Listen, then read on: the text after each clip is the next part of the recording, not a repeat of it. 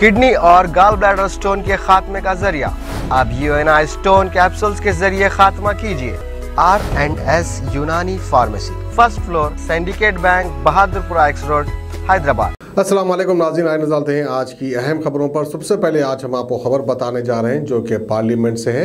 Parliament में आम आदमी पार्टी के राज्यसभा MP संजय सिंह ने बड़ा बेहतरीन बयान दिया है। उन्होंने कहा कि बेटी तो बेटी होती है, वो चाहे हिंदू की हो, चाहे मुस्लिम की हो, चाहे सिख की हो, वो चाहे ईसाई की हो। इस तरह का स्टेटमेंट उन्होंने पार्लियामेंट में दिया है। सुनने वाले भी सुनते रहे और वहीं पर दुश्मनों के हौसले पस्त होते गए। यूँ तो सारी दुनिया सपोर्ट में आ रही है हिजाब को लेकर, क्योंकि कर्नाटक में जो इशू उठा था, एक हमारी मुस्लिम बहन जो कि हिजाब में कॉलेज में जा रही थी, उसको रोका गया, उसके सामने नारेबाजी की, फिर उसके बाद मानो हमारे देश का नाम दुनिया भर में ख़राब होते गया।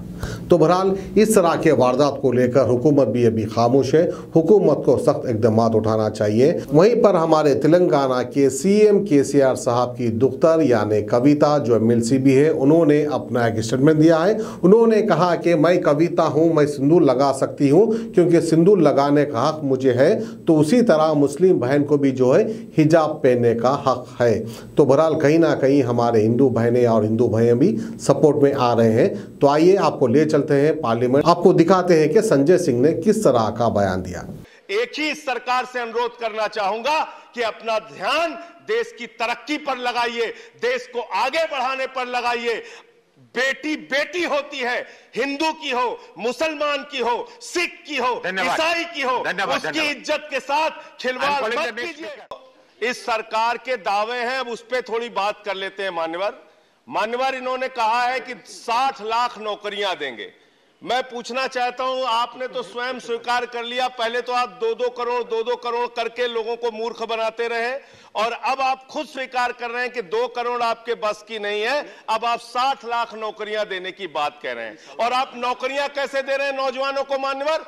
35,000 रेलवे भर्ती के लिए 1 करोड़ नौजवानों ने उसमें फॉर्म भरा, और उसके बाद जब उसका परिणाम आता है उसमें घोटाला और गड़बड़ी की जाती है। जब वो नौजवान सड़क पर नौकरी मांगने के लिए निकलते हैं, उनको लाठियों से पिटवाया जाता है प्रयागराज में, उनको पटना में लाठियों से पिटवाया जाता है, घर में घुस के लाठियों से पीट पीट के आप नौकरी दे रहे हैं, आंसू गैस के गोले छोड़ छोड़ के आप नौकरी दे रहे हैं। आप कर्मचारियों की बात इस बजट में कर लीजिए मान्यवर। जब कर्मचारियों की चर्चा होती है, पूरे देश के कर्मचारियों की एक ही मांग है, पुरानी पेंशन की बहाली की जाए, पुरानी पेंशन की बहाली की जाए। 40 दिन कोई सांसद और विधायक रह लेता है, पूरे जीवन भर उसको पेंशन मिलती है। 40 साल कोई कर्मचारी नौकरी करता है, उसकी पेंशन आपने खत्म कर दी। पेंशन तो छोड़िए, टैक्स के राहत की उम्मीद थी कर्मचारियों को, आपने इस बजट में वो भी नहीं दिया। इसके साथ साथ मान्यवर, आपने इस बजट में किया क्या है?